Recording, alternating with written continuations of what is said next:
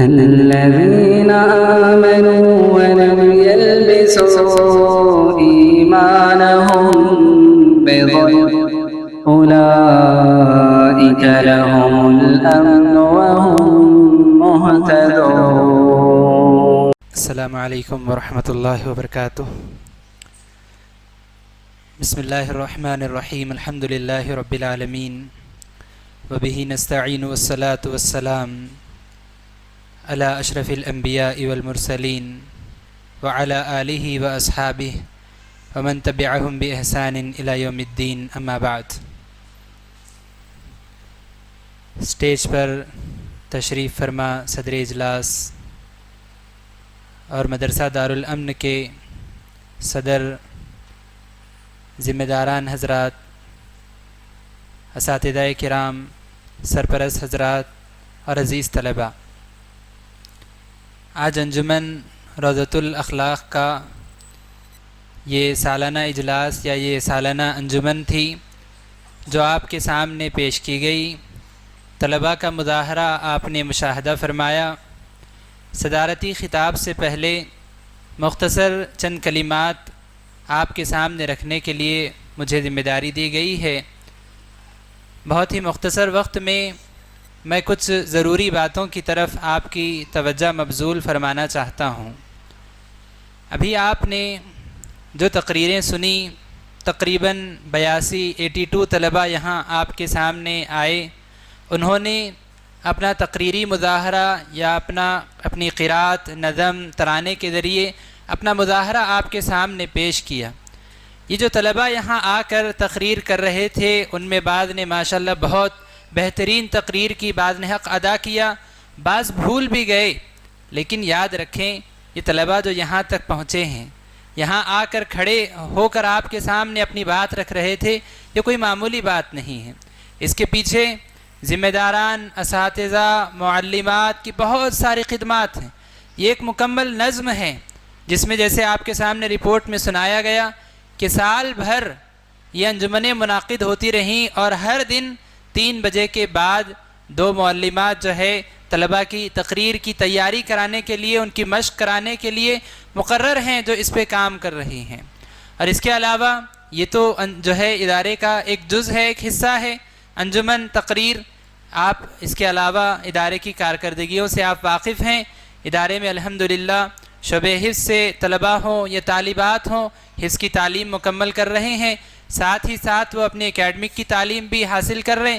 اور اس کے علاوہ جو عالمیت میں طالبات ہیں وہ عالمیت، فضیلت کے مرحلوں کو بھی الحمدللہ مکمل کر رہے ہیں. اور خوشی کی بات ہے الحمدللہ کہ جو طلباء یہاں حفظ کر رہے ہیں، جنہوں نے کیا ہے، یہ طلباء اب الحمدللہ ممبر و محراب تک پہنچ چکے ہیں. یہ طلباء الحمدللہ تراویح بھی جو ہے پڑھا رہے ہیں. اور جو طالبات یہاں سے فارغ ہوئی ہیں یا جو پڑھ رہی ہیں وہ اپنے گھروں میں مکتب کے ذریعے دینی تعلیم کو عام کر رہے ہیں. یہ ایک الحمدللہ بڑا بابرکت سلسلہ اس ادارے سے چل رہا ہے. ہم اللہ سے دعا کرتے ہیں کہ اللہ رب العالمین اس سلسلے کو مزید جاری رکھے، اس میں برکت عطا فرمائے اور اللہ رب العالمین اس سے قبول عطا فرمائے. اب یہاں جو بات آپ کے سامنے پیش کرنی ہے وہ یہ کہ بہت سارے خواتین سرپرست حضرات یہاں اپنے بچوں کا مظاہرہ دیکھنے کے لیے آئے ہیں. یقیناً یہ آپ لوگوں کا جذبہ اور شوق ہے جس کے سبب آپ آئے اور یہاں بڑی دیر سے بیٹھے ہوئے ہیں. حضرات، طلباء کی تعلیم کے لیے، طالبات کی تعلیم و تربیت کے لیے ادارے میں ماشاءاللہ مکمل نظم موجود ہے اور اس پہ کام چل رہا ہے. لیکن دیکھنے میں یہ چیز آتی ہے کہ 2 طلباء ایک کلاس میں اگر داخل ہوتے ہیں، ایک طالب علم پر وہی محنت ہوتی ہے جو دوسرے پر بھی ہو رہی ہے، لیکن نتیجہ مختلف نکلتا ہے. دونوں کی ذہانت برابر ہے، دونوں کا حافظہ ایگزیکٹ سیم ہے، لیکن نتیجہ یہ نکلتا ہے ایک طالب علم مہینوں تک قاعدے میں رہ جاتا ہے، ایک طالب علم مہینوں تک ناظرے میں رہ جاتا ہے، اس کے برخلاف دوسرا طالب علم مہینوں میں حفظ مکمل کر لیتا ہے. الحمدللہ ابھی قریب انشاءاللہ ایک طالب علم کا حفظ مکمل ہونے والا اسی مہینے میں. 16 مہینوں میں وہ طالب علم اپنا حفظ مکمل کرنے جا رہا ہے. تو ایک طرف یہ نتیجہ آتا ہے، دوسری طرف کچھ طلباء ہوتے ہیں سال در سال ان کے نکل جاتے ہیں اور ناظرے میں ہیں، قاعدے میں ہیں. سبب کیا ہے؟ سبب کیا ہے؟ بنیادی وجہ اس کے پیچھے یہ ہوتی ہے والدین کا کردار. والدین اپنے طلباء، اپنے طالبات یا اپنے بچوں کی تعلیم پہ کتنی توجہ دے رہے ہیں، یہ چیز بڑی اثر انداز ہوتی ہے. یاد رکھیے ادارے میں جو کام ہو رہا ہے سب کو ایک ساتھ جو ہے دی جا رہی ہے تعلیم، لیکن فرق کہاں آ رہا ہے؟ فرق آپ کی جانب سے آ رہا ہے. ایک طالب علم یہاں آتا ہے، وہ پڑھ رہا ہے، دوسرا طالب علم شادی میں گیا ہوا ہے، اس کی تعلیم کیسے ہوگی؟ ایک طالب علم مکتب میں پابندی سے یہاں حاضر ہو رہا ہے، دوسرے طالب علم کو والدین اس کے جو ہے کہیں اور لے کے چلے جا رہے ہیں.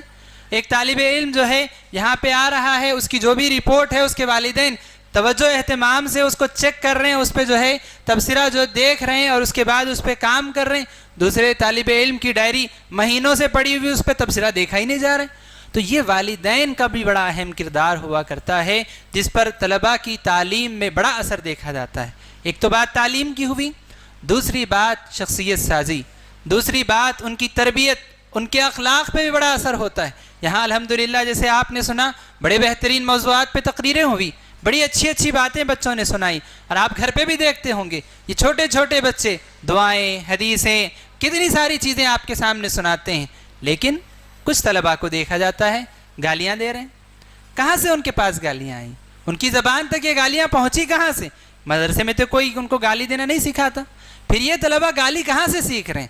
یا تو ان کے گھر میں گالی دینے کا رواج ہوگا، والدین میں سے کوئی گالی دینے والا ہوگا، گھر کے بڑے لوگوں میں کوئی گالی دینے والا ہوگا، یا اسی طرح سے ایسا بھی ہو سکتا ہے کہ آپ ان کو ایسی صحبت کے حوالے کر دیں جہاں جا کے بچہ گالیاں سیکھ رہا ہے.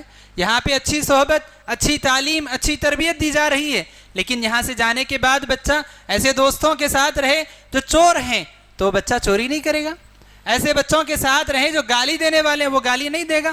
تو یہ صحبت اور یہ آپ کی توجہ بھی بچوں کے کردار اور تربیت پہ بہت اثر انداز ہوتی ہے. یاد رکھیے ادارے جو بھی ہوتے ہیں، چاہے یہ ادارہ ہو یا دنیا کا کوئی بھی ادارہ، ان کو ایک محدود حد تک تعلیم اور ان کی تربیت کا انتظام کرتا ہے، لیکن اصل اس کے ذمہ دار والدین ہوا کرتے ہیں. والدین اصل ذمہ دار ہوتے ہیں. کلکم راع وکلکم مسئول عن رعیتہ، تم میں سے ہر شخص ذمہ دار ہے، ہر شخص کو اس کی ذمہ داری کے بارے میں پوچھا جائے گا. اس میں اللہ کے نبی صلی اللہ علیہ وسلم نے فرمایا الرجل راع علی اہل بیتہ وہو مسئول عنہم، آدمی اپنے گھر کے لوگوں کا ذمہ دار ہے، اس سے ان کے بارے میں پوچھا جائے گا. والمرأۃ راعیۃ علی اہل بیت زوجہا، عورت اپنے شوہر کے گھر کے لوگوں یعنی اس کی اولاد کے بارے میں، گھر کے لوگوں کے بارے میں ذمہ دار ہے، اس سے پوچھا جائے گا اولاد کے بارے میں. یہ آپ کی مسئولیت ہے. ادارے کے ذمہ داران آپ کی اس میں مدد کر سکتے ہیں، لیکن اصل مسئولیت آپ کی ہے. اور یہ چیز کتنی اثر انداز ہوتی ہے اس کی ایک حدیث سے مثال دے کے میں اپنی بات کو سمیٹ لوں گا.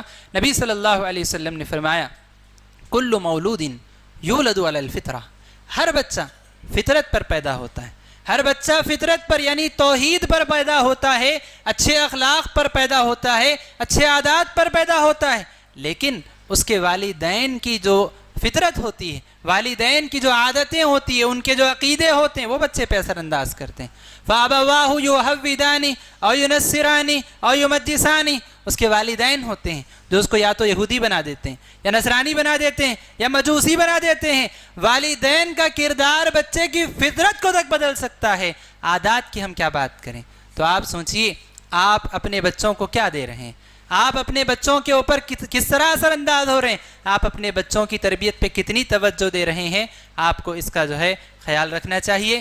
انہی باتوں پر میں اپنی بات کو خلاصے کے طور پر یہی آپ کے سامنے رکھنا چاہتا ہوں کہ ادارے کی جانب سے الحمدللہ جو کوششیں ہونی ہیں وہ کی جا رہی ہے. آپ سے بھی یہ التماس ہے کہ آپ ادارے کی کوششوں کو آپ ضائع نہ جانے دیں، آپ اپنے بچوں پہ خصوصی توجہ دیں. یہاں جو باتیں سکھائی جا رہی ہیں آپ گھر میں بھی بچوں کو ایسا ماحول دیں جس میں وہ بچوں کو وہ ساری باتیں جو سکھائی جا رہی ہیں وہ بچے اس کو سیکھیں اور ساتھ میں اس پر عمل پیرا ہوں. اللہ سے دعا ہے کہ اللہ رب العالمین ادارے کی خدمات کو قبول عطا فرمائے اور اس انجمن کو اللہ رب العالمین کامیاب عطا فرمائے، اور اس کے لیے جن جن لوگوں نے کوشش کی اللہ ان تمام کی کوششوں کو قبول عطا فرمائے. آمین. السلام علیکم ورحمۃ اللہ وبرکاتہ.